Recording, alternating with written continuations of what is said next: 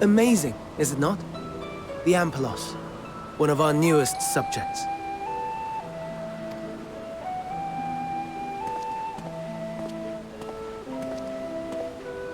So, how are we coming along?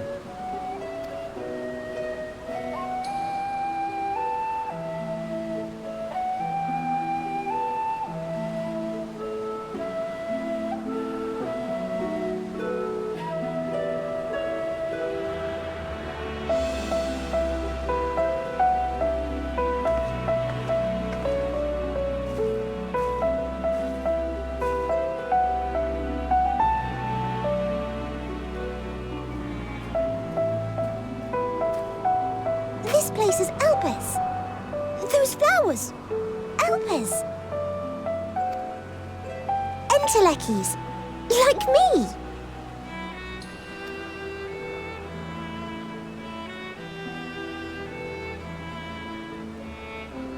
They are a product of Elpis, and so named for their birthplace. A happy accident, born of the hands of a former researcher who loved beautiful blossoms. Unique for how they change color, to reflect the emotional state of those nearby.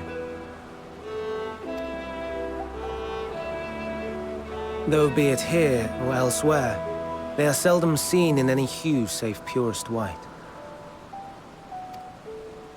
Reflect the emotional state, you say? By what means do they achieve this? In creation, there exists an energy wholly apart from ether, one driven by emotions. In like manner to how we manipulate ether, this flower is subject to the influence of said energy.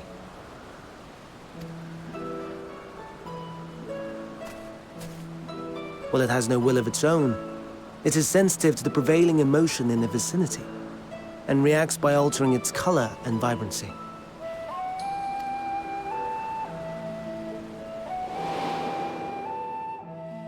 Akasha? It is one of the unseen energies defined by Harnish alchemical theory. Though a gross oversimplification, some describe it as an essence influenced by feeling.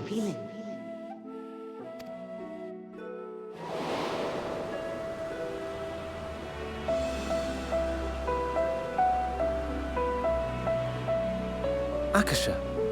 Though I'm not familiar with the term, your description suggests it is the self-same energy. Dynamis, we call it.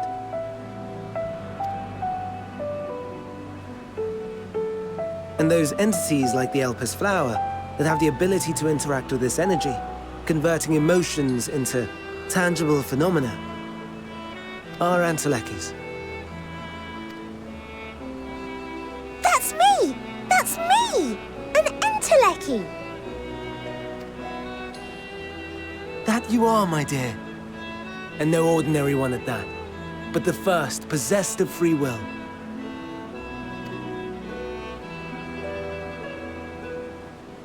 Wait.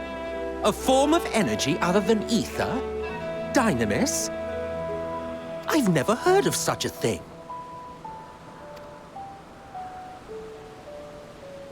Hardly surprising. Dynamis cannot be seen, much less felt. And though its existence has long been theorized, we had no proof until the flower's serendipitous creation. What's more, Dynamis is far weaker than ether. Under normal circumstances, its effects are drowned out by the latter. On account of which, beings comprised of and reliant upon the ether, like you and I, are unable to make practical use of Dynamis. 'Tis a truly esoteric thing, known to but a select few scholars. Intriguing. Then, given the limitations you described, why create Meteon?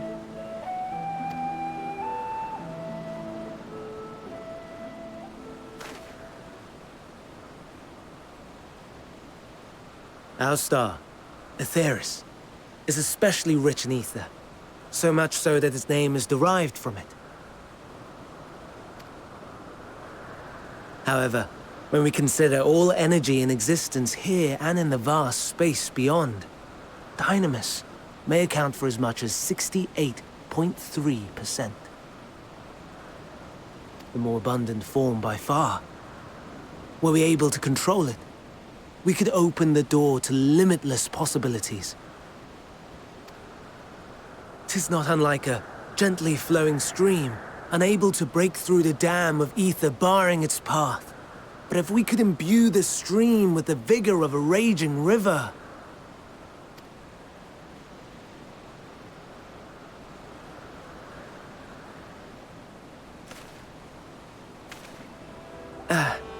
Not that I have such grand ambitions. Nay, I merely wished to create a being that could traverse the great expanse.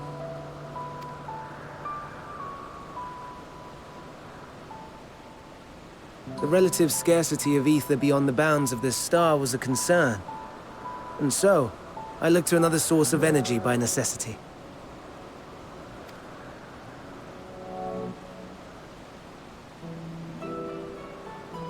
That being Dynamis. No wonder her ether is so thin. Precisely. Yours is thin too. Like an entelechy. Like me. So, are we the same? Entelecchies.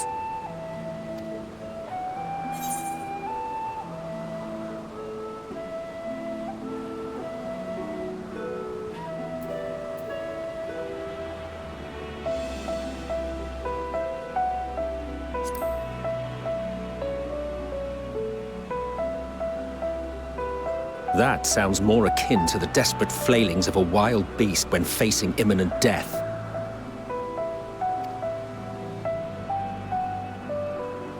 A deficit of ether alone does not an entelechy make. It would, however, make it easier for you to interact with Dynamis.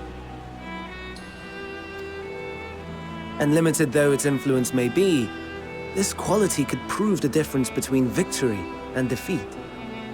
You do well not to underestimate it.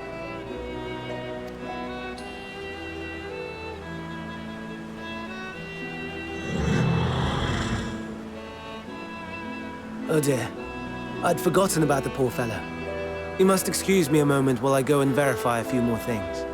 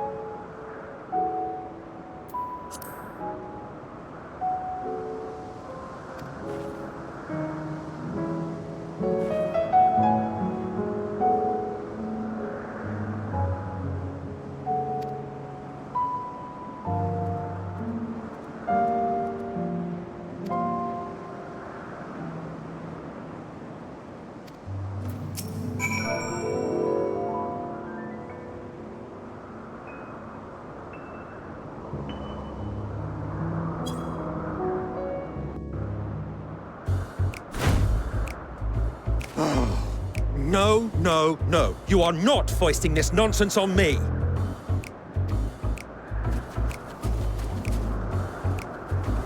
I'm given to understand you have the power to help the Charybdis, and should be quite willing to do so. And so I appeal to your better nature, most benevolent Emet Selk. Please teach her to fly. Or else Hermes will transform. Right now.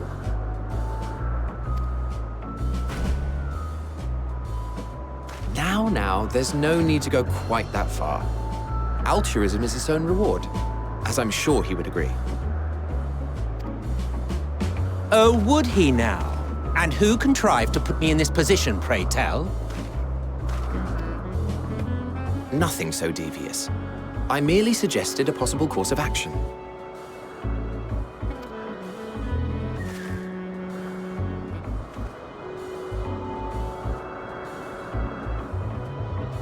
Please, Emet Selk. Please.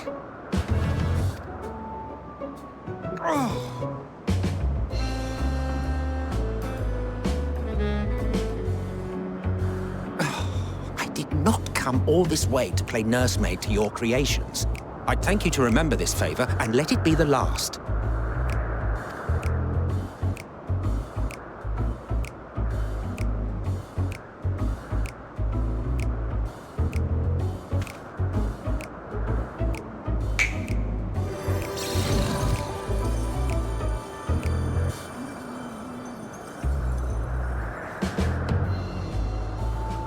I will aid it once it has taken to the air. It falls to you to shepherd it skyward.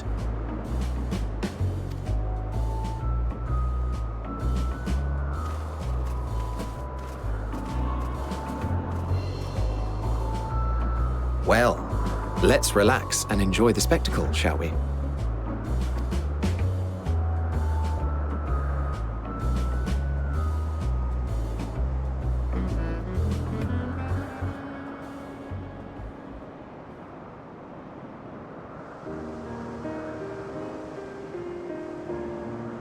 You were wondering why Emet Selk joined the convocation. Truth be told, he wasn't the first choice for the office. I was, on the strength of my ability to see ether. But I declined the offer. For though my vision is exceptional, I am pedestrian in all other aspects. Worse even, quite abysmal when it comes to manipulating ether, for example. Couldn't transform even if I had a mind to do so. What good is the ability to perceive a problem if one cannot act to address it? Emet Selk has no such shortcomings. He excels in vision and manipulation both, the latter to an extraordinary degree. If there is a mage more powerful, I do not know of them.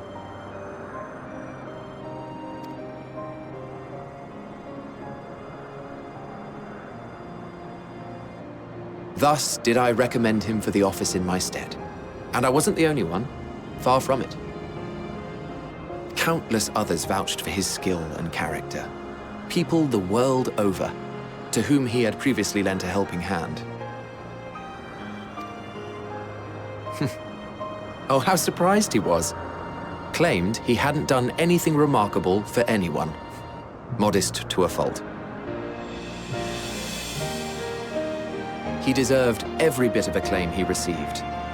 Yet he may well have gone unappreciated were it not for a mutual friend. A singular soul who can't help but involve herself in the business of others. Where she walks, excitement is certain to follow. Her antics irritate Emet Selk to no end. But much of his grumbling stems from genuine concern. When our friend calls, he never fails to answer and lend his talents.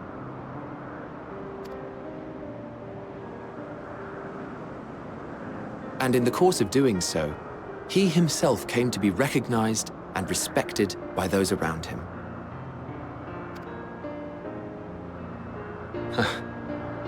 They are truly remarkable individuals, and I'm proud to call them friends.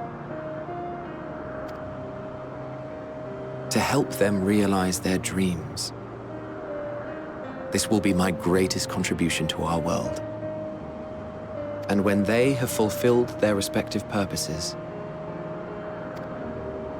so too shall I have fulfilled mine, and together we may return to the star. Look at me, spilling my innermost secrets. I can't seem to help it with you. I can only assume it is due to the color of your soul. I just don't understand how you can be so alike and yet so different.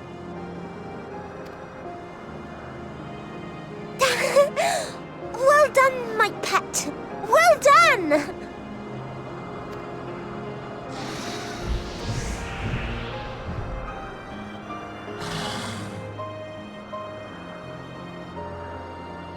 Ah, yes. I dare say the Charybdis will be fine here on.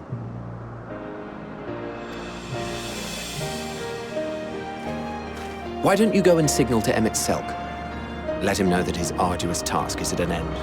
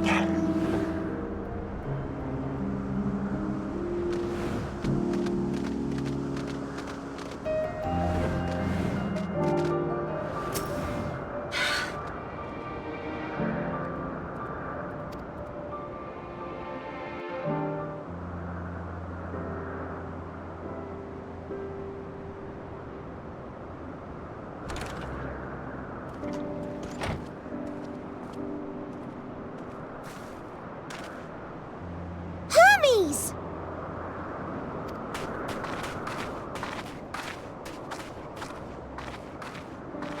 Oh, you were waiting for me. You've finished talking? Yes, we've come to a decision. My thanks for keeping Meteion company. Emet Selk and Hythlodaeus have already retired to their rooms. There is room for you too, if you would follow me. Wait! I want to show you something first.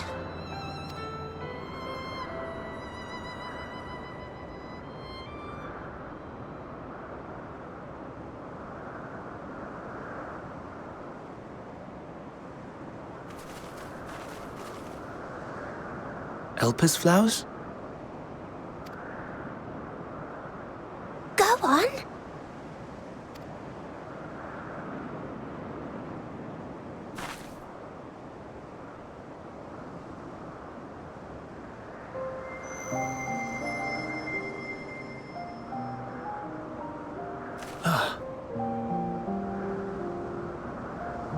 You're not the only one, Hermes. Others feel sad too. You're not alone.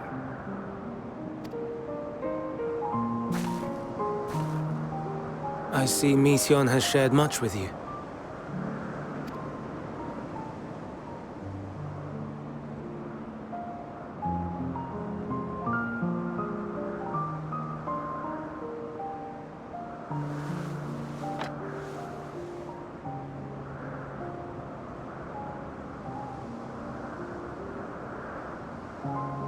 May we talk a moment?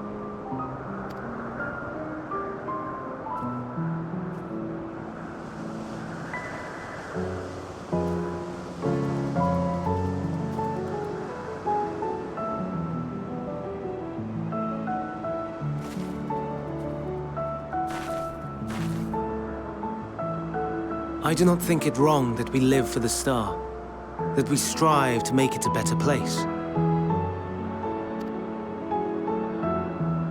And yet, in carrying out my duties here, there are times when I am plagued by doubt.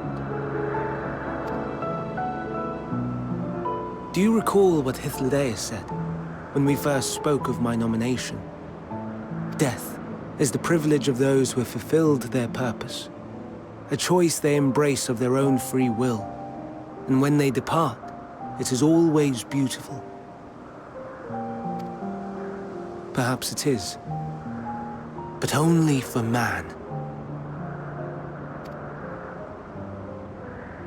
Creations that he deems useless are discarded with nary a second thought. Some scarcely born into the world, afforded a handful of breaths before life and potential are abruptly extinguished. We make an effort to spare them the pain.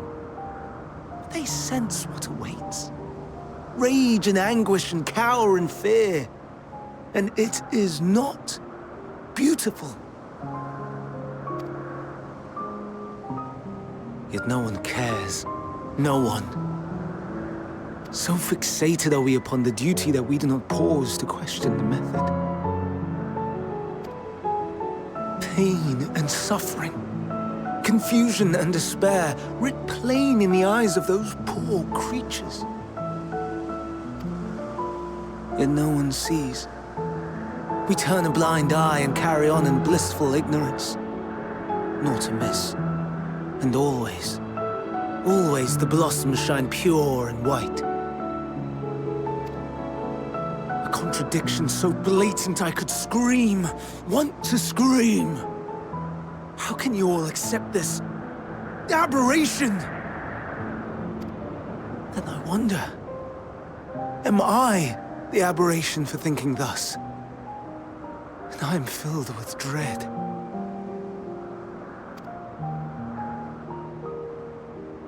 But now I know I'm not alone.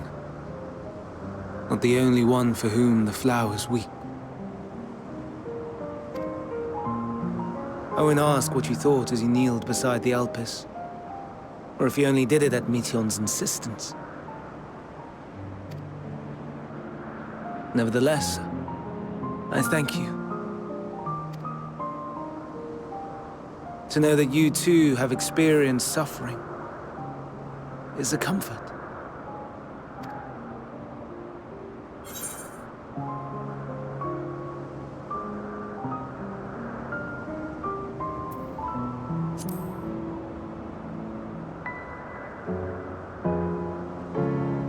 Lest you misunderstand, I derive no pleasure from your pain. It's just the fact that you are still here in spite of your suffering gives me heart.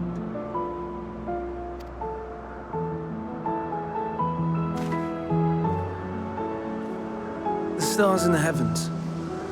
Know you what they are?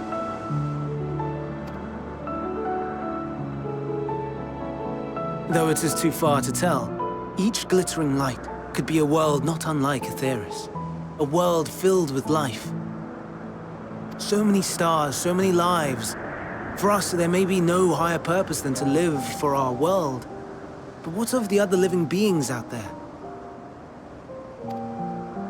What is it that gives their lives meaning? That drives them day after day after day?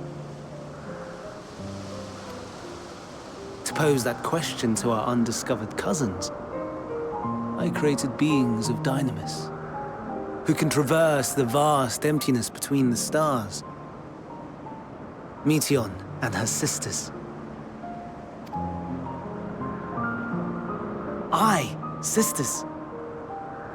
She has a great many of them, and they have already departed on their journey, traveling to one star and then the next in search of life. As one might expect, exploration on such a grand scale is rife with difficulties, and thus far I've naught to show for it. But I have faith that we will make some manner of discovery ere long. And when we do, I should be glad to share our findings with you, in gratitude for your kindness.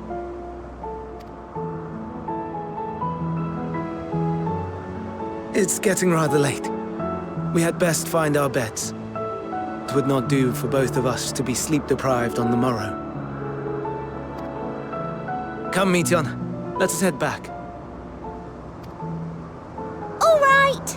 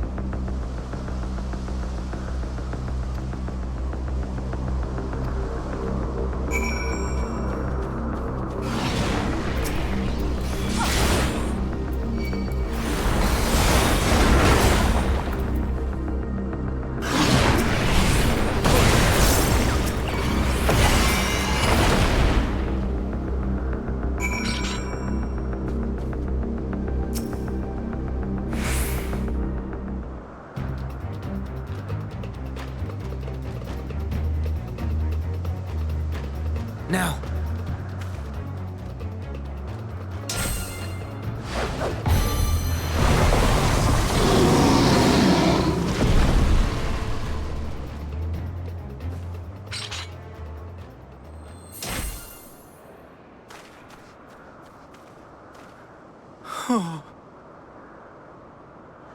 Forgive me. Please, forgive me. May you and your kin find peace. Wherever your souls may drift in the underworld, may you find tranquil seas.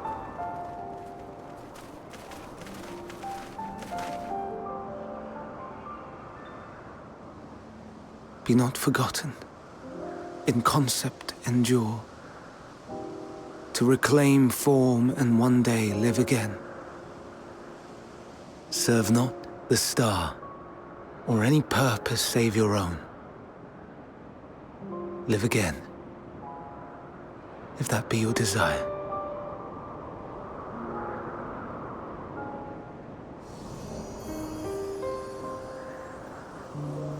Hate, if that be your want. We are worthy. But leave your suffering behind.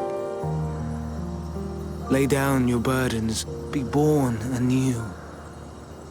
Fly high, fly free.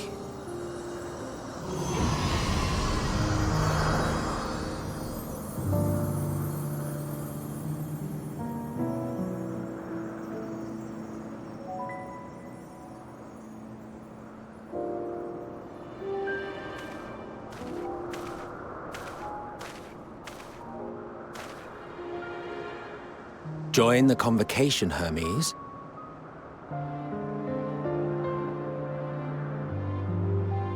You do not belong here. Leave to replace another. To be replaced. It changes nothing. Tell me, do you think it right that we sacrifice all these lives for the sake of the star? And when the star has reached perfection, what then?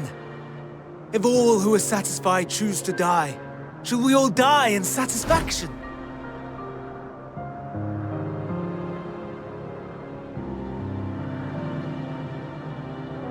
I do not know.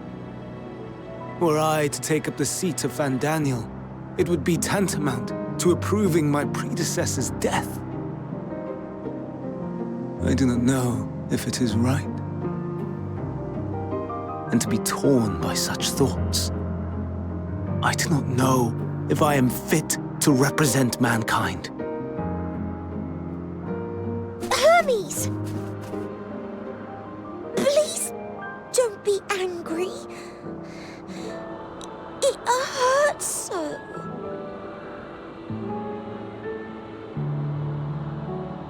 Forgive me.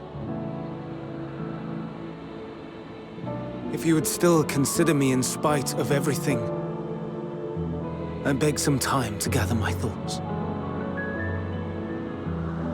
Meanwhile, Hythlodaeus, I fear I must trouble you to attend to the others. 'Tis no trouble at all. Take as long as you require.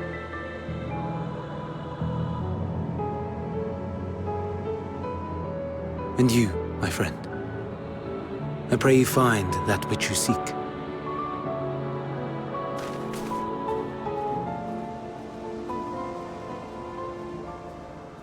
I expect we have some few matters to discuss. Shall we return to the 12 Wonders for a time? Aye.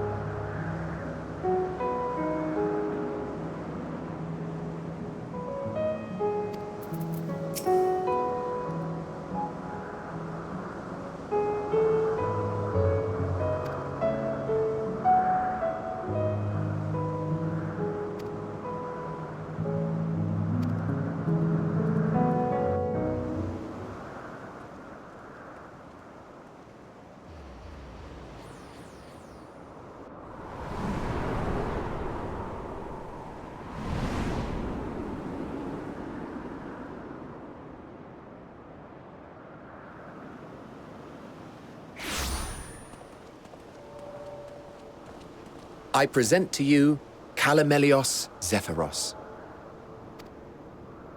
Here you will find a number of testing facilities, as well as the observation hub of Poiton Oikos.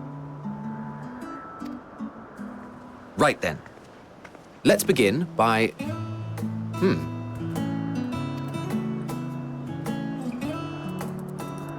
Well, well, an Arrhaeus.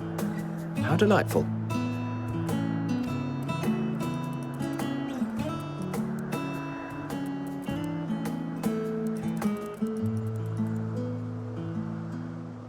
And what, pray tell, is that?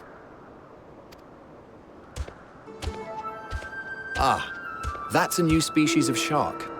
We approved the concept but a few days ago. Sharks are among the most popular sea creatures. Rare is the day when someone does not submit a new concept. At first, they were largely orthodox, consideration given to such things as size and environmental impact. And then a whimsical someone thought to bestow it with flight, another superior intelligence. And then the floodgates burst. Concepts with multiple heads, or arms and legs, and so on and so forth. It was getting absurd. A part of me wanted to tell them to go away and find something else to create, but in the end, I couldn't deny their passion. And here we are.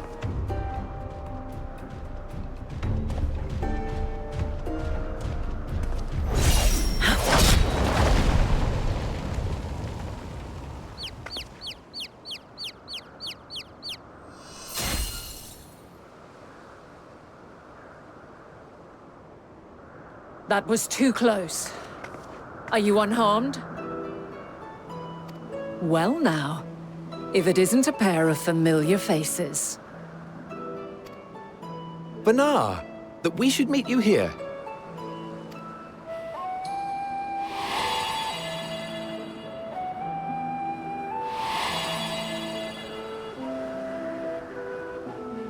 As I mentioned earlier, the better part of the convocation holds that when we retire is when we return to the star. Well, she is not among said majority. Even after stepping down, she carries on with her work. Vanar is her name, and she is the previous Azem.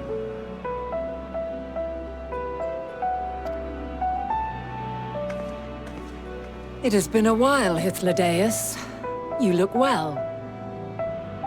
Less so, Emet Selk. I dare say the lines upon your brow have both deepened and doubled in number. A shame for one so young. You must make an effort to frown less often.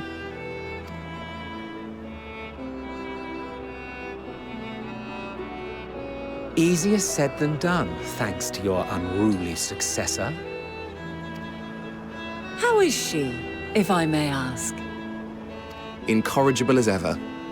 Rushed headlong into a volcano on the brink of eruption just the other day. I should be glad to share the tale in its entirety later, if you're so inclined. Huh, you know I am.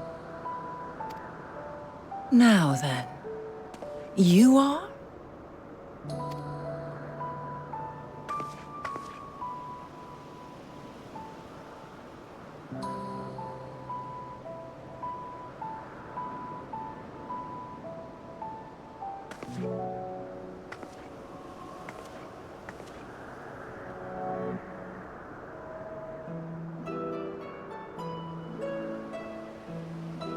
I say, have you perchance come from the future?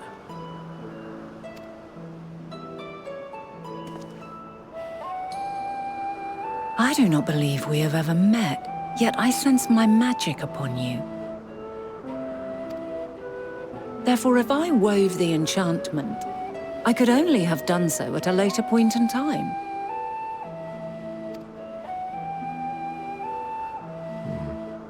What manner of magic is this, if I may ask? A traveler's ward, of course. It prevents the corruption of one's ether.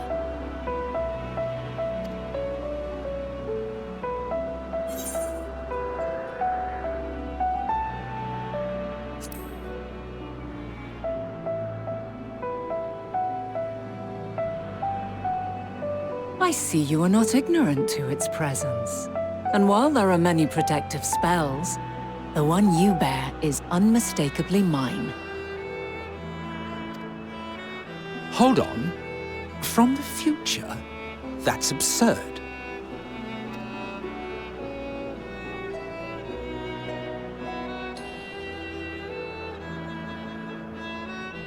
What is it?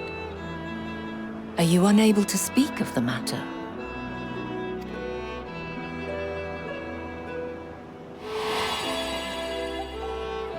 The reality to which you must return exists as a result of the final days. You cannot reshape the past to undo the tragedies of the present.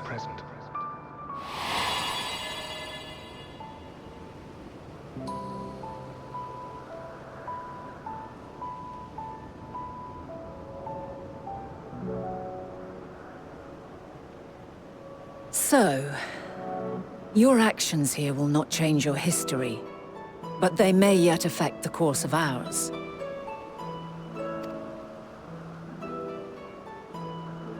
How very exciting!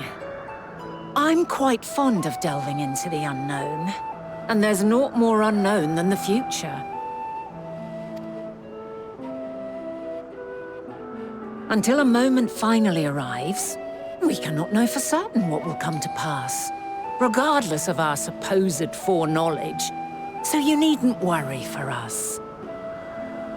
More importantly, that you should go to such great lengths as to travel unto the past bespeaks the gravity of your quest. Will you not reveal it to us? Mayhap we can be of aid to your cause.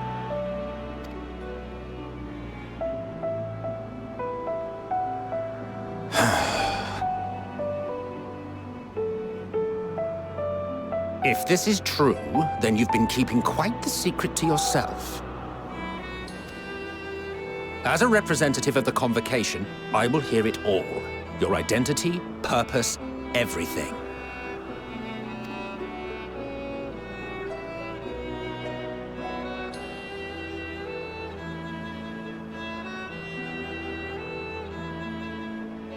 Why don't we move to a place more conducive to calm conversation? I've been working here for some days now at an old friend's behest. If it is agreeable, we may make use of my accommodation at Poiton Oikos.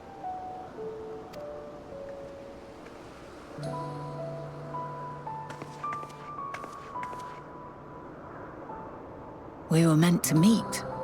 I am certain of it.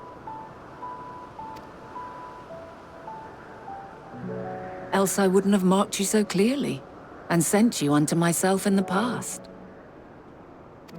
It's precisely the sort of mischief I would get up to, and quite inspired, if I do say so myself.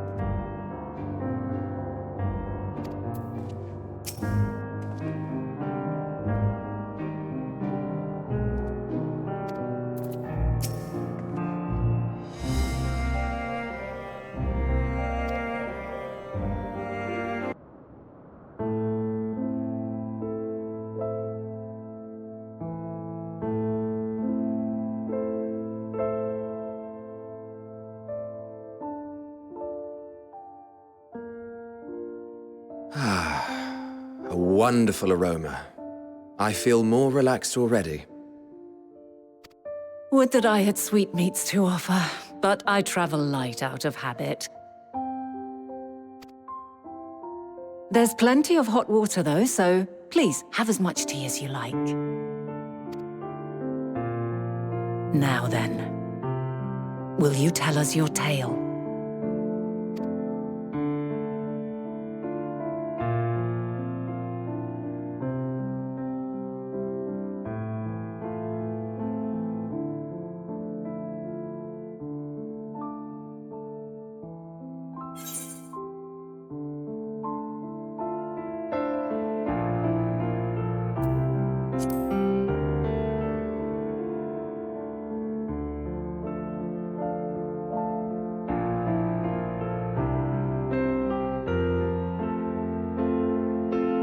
Why don't you start from the beginning?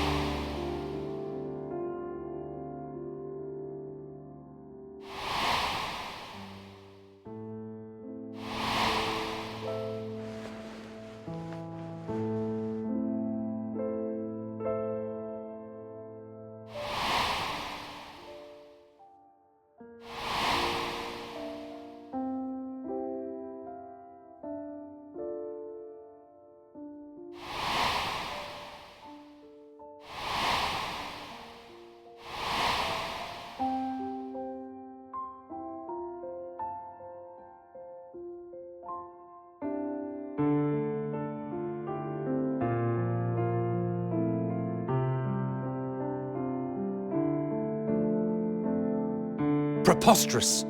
Utterly preposterous. While not the words I would have chosen, I too have my doubts. Much of it borders on the incredulous. What of you, Vanar?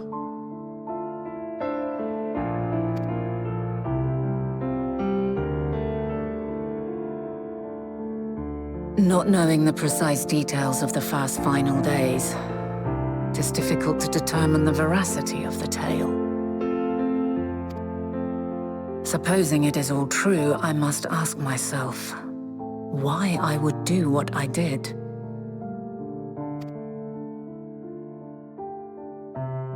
Why would I feel I had no recourse but to oppose the 14 and create this Hydaelyn?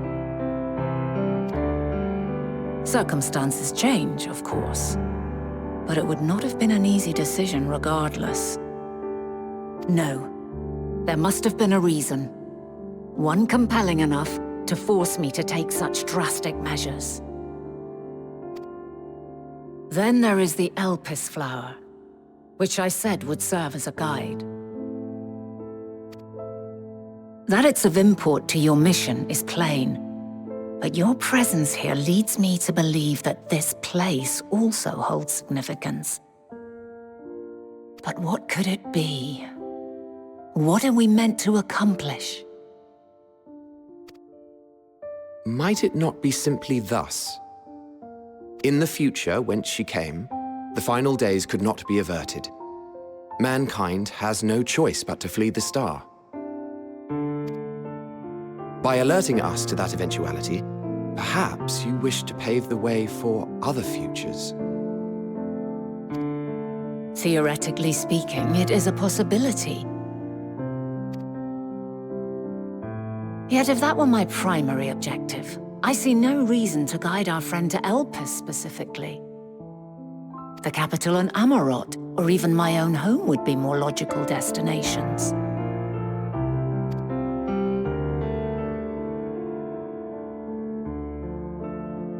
True, true. I note also that Hydaelyn did not specify a point in time to which she must return. By this, it may be inferred that it was not critical that we should meet. Alternately, she had reason to believe that our paths would converge, coincidental though it may seem.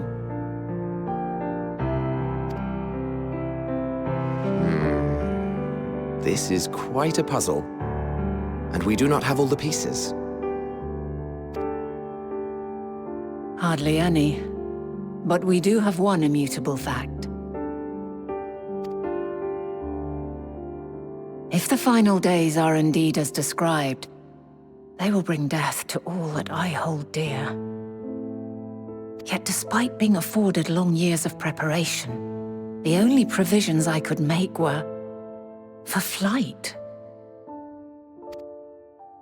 Nay, my first and foremost endeavor would be to find a way to forestall the coming doom.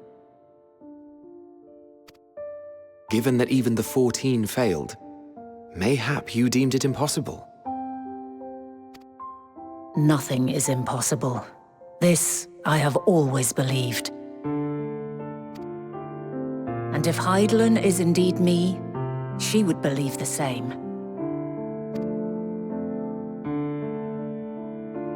Listen to yourself. Are you seriously entertaining the notion that you are a messianic figure in some far-fetched tale?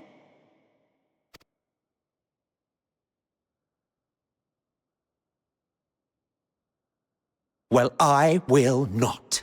I refuse to accept that our world could be undone by some unforeseen calamity. I also take offense to my portrayal as a megalomaniacal madman. To sacrifice oneself for the star is a noble act, and I would hold those who gave themselves to this zodiac in the highest esteem. Yet, you claim I recreated Amarot and populated it with phantoms of our people?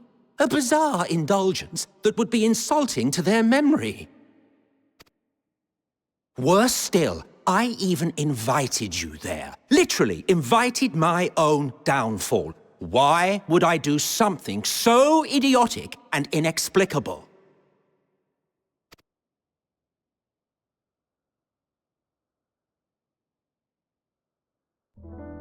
Now, I will allow that the hypothetical task of restoring our world would be daunting in the extreme. The thought of having to bear such a burden for 1,000 lives horrifies me. But I would never forsake my duty. I would never forsake my brethren.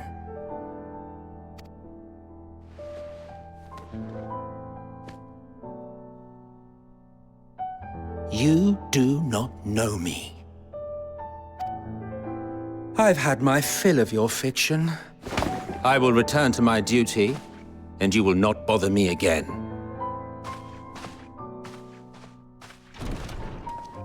Emet Selk! Wait!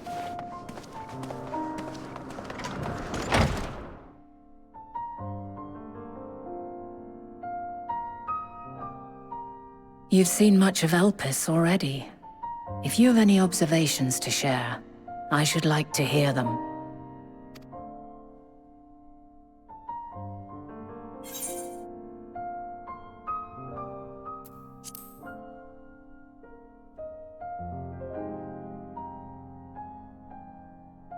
Ah yes, the energy distinct from ether.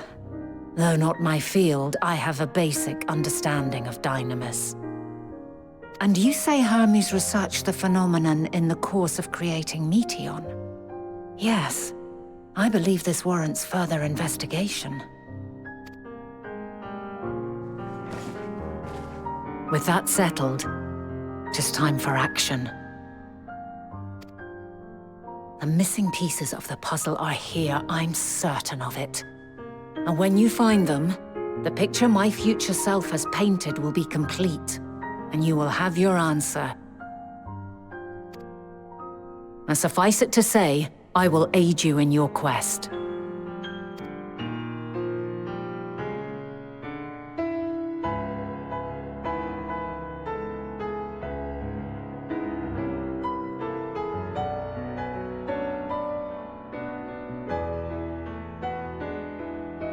faith. If Emet Selk is the man Azam described to me, we've not seen the last of him.